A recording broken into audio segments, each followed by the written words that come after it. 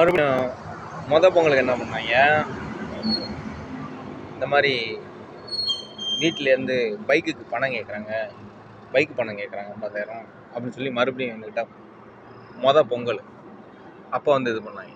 அப்போ நான் என்ன பண்ணேன், சரி நான் சொன்னேன், சரி கையில் இருக்கிற நகையை வச்சு என்கிட்ட ஒரு ஆட்டோ ஆல்ரெடி ஓடுது, பேசஞ்சர் ஆட்டோ ஒரு ஆட்டோ இருக்குது, இன்னொரு ஆட்டோ நான் ஒன்று எடுத்துக்கிறேன், நான் டியூ கட்டிக்கிறேன்.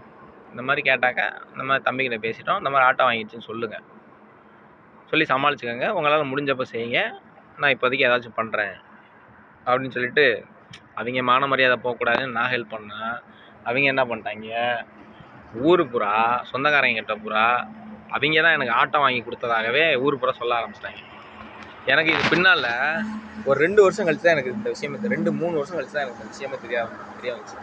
அவங்க தான் அவனுக்கு ஆட்டோவே வாங்கி கொடுத்தாங்க அப்படின்னு பேச ஆரம்பிச்சிட்டாங்க.